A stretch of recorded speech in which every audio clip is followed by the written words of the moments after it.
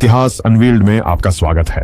आज हम प्रोजेक्ट 4.1 के रहस्यों और मार्शल आइलैंड्स के परमाणु पतन की अनकही कहानी का पर्दाफाश कर रहे हैं। चलो गोता लगाते हैं। परियोजना 4.1 एक मेडिकल स्टडी थी जो संयुक्त राज्य अमेरिका द्वारा मार्शल द्वीप समूह के निवासियों पर की गई थी, जो पहली मार्च के कैसल ब्रावो परमाणु परीक्षण के रेडियोधर्मी प्रकोप की चपेट में आ गए थे।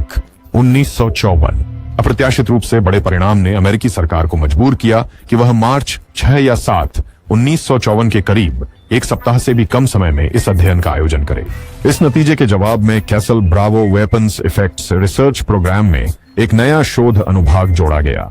यह नया अनुभाग कार्यक्रम देखने के लिए धन्यवाद, जिसका शीर्षक था उच्च ऊर्जा हथियारों के गिरावट से बीटा और गामा विकिरण के महत्वपूर्ण स्तर के संपर्क में आए संवेदनशील मानवों का अध्ययन।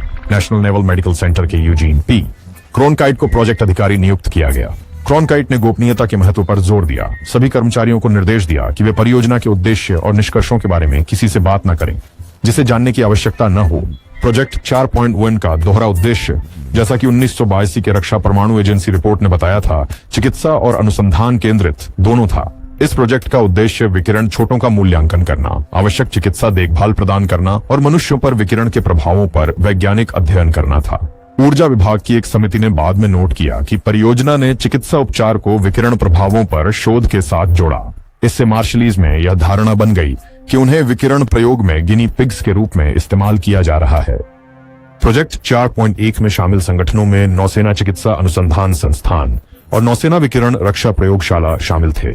पेट्रोल स्क्वाड्रन 29, नौसेना वायु स्टेशन क्वाजालीन, लॉस एलामोस राष्ट्रीय प्रयोगशाला, वॉशिंगटन विश्वविद्यालय में अप्लाइड फिशरीज प्रयोगशाला और हनफोर्ड एटॉमिक पावर ऑपरेशंस। प्रोजेक्ट में 3 अमेरिकी नौसेना के जहाजों का भी उपयोग किया गया था, यूएसएस निकोलस, यूएसएस रेंशो और यूएसएस फिलिप। मार्शलेसी लोगों का प्राथमिक अध्ययन एक्सपोजर के लगभग 75 दिनों के बाद समाप्त कर दिया गया था। हालांकि 6 और 12 महीने में फॉलोअप अध्ययन किए गए थे। कुछ परिणामों को प्रोजेक्ट 4.1 में अनुलग्नक के रूप में बाद में जोड़ा गया था। इन प्रयासों के बावजूद आरोप सामने आए कि यह अनावरण पूर्व नियोजित था। 1972 में माइक्रोनेशियाई प्रतिनिधि इताजी बेलोज ने कहा यह जानबूझकर किया गया था ताकि परमाणु युद्ध के दौरान विकिरण प्रभावित व्यक्तियों के लिए चिकित्सा उपचार विकसित किया जा सके। और इसका कारण यह था कि मार्शलीज लोग समाज के हाशिए पर थे।